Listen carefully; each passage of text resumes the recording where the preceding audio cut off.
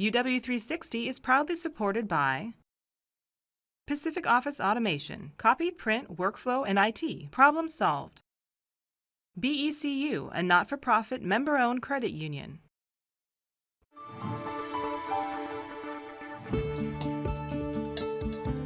To finish the cable, this is the one we did just now. This is the next one. It's virtually parallel. So noon? I'm guessing noon. Okay, so our primary goal is to get as much cable on the seafloor as possible. The Visions 13 expedition aboard the research vessel Thomas G. Thompson, operated by the University of Washington, returned from a summer at sea off the Oregon coast, where scientists and engineers were busily constructing the UW component of the Ocean Observatories Initiative. Funded by the National Science Foundation, the OOI aims to install scientific instruments in key areas of interest, to deliver data to shore on a continuing basis, and to allow command and control of the systems at sea. We need to be present within the ocean in a comprehensive, four-dimensional way that allows us to characterize its behavior in real time. I happen to be very thankful that we have the Ocean Observatory Initiative and that we are making progress. The university is responsible for building what is known as the regional scale nodes. It will deliver power and communications to instruments placed at 5 main study sites in 2 areas of major scientific interest.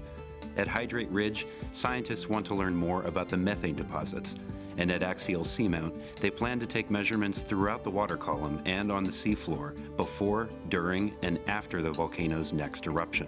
You know, if we're just going out for 2 weeks at a time on a research cruise, we're getting a very small snapshot in time of ocean acidification, of underwater volcanoes, of subduction zone tectonics. We really need the long-term data series to really wrap our heads around some of these processes.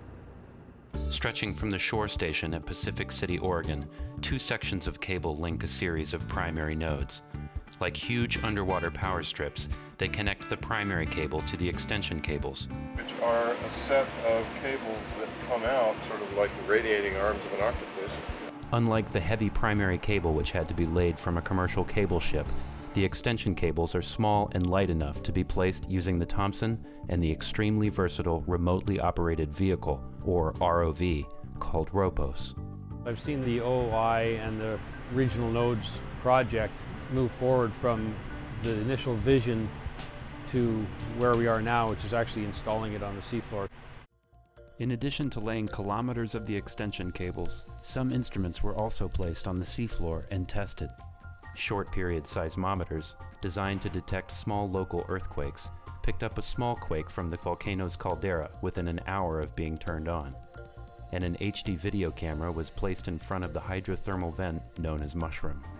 We put in a couple of our seafloor instruments this year, but there's a lot more to come. We've got a total of about 100 science instruments on RSN between our vertical moorings, profilers. There's so many different kinds of systems that we can now put on the seafloor in these remote locations because we have power and bandwidth. So what you're saying is that the engineering stuff has worked and now the scientists have their day. Yeah. You've opened a path to the future. At least a quarter century. We are of the ocean and we are supported by the ocean, but we do not know much about the ocean. And I think we have a huge history in bringing, in a sense, people to the ocean, but perhaps technologically we have more chance of bringing the ocean to the people.